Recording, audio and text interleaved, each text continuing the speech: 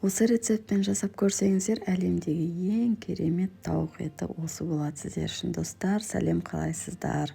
Мен бүгін демалыста балдарыма осындай чикен заказ беремін деп ойлаған едім. Қой, одан да өзім жасайын деп тауық етін алып, осылай турап мариновать етіп қойдым.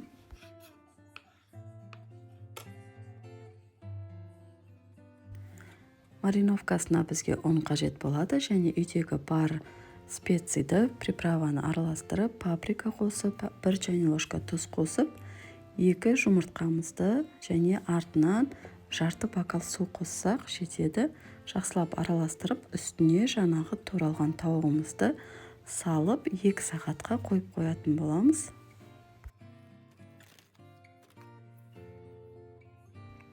Тауық дайын болам дегенше соусын дайындап қоя берейік.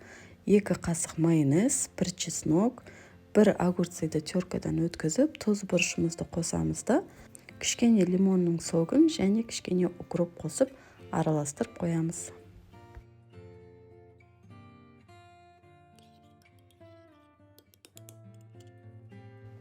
Дайын болған тауық етін ұнға 2 жанынан аударып алатын боламыз.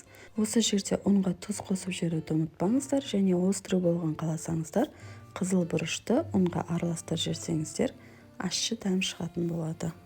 Ол өздеріңіздің қалауларыңызбен.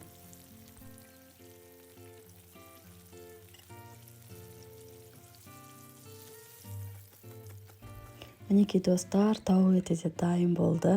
Өте керемет, дәмді болып шыққан. Мен өзім де таң қалдым, өйткені бірінші рет жасап тұрғаннан өте дәмді шықты. Міндетті түрде жасап көріңіздер, балдарыңыз 5 минутта жоқ қылады ғой. Және де достар, каналға тіркелуді ұмытпай, комментарияда менімен бірге бөлісіңіздер.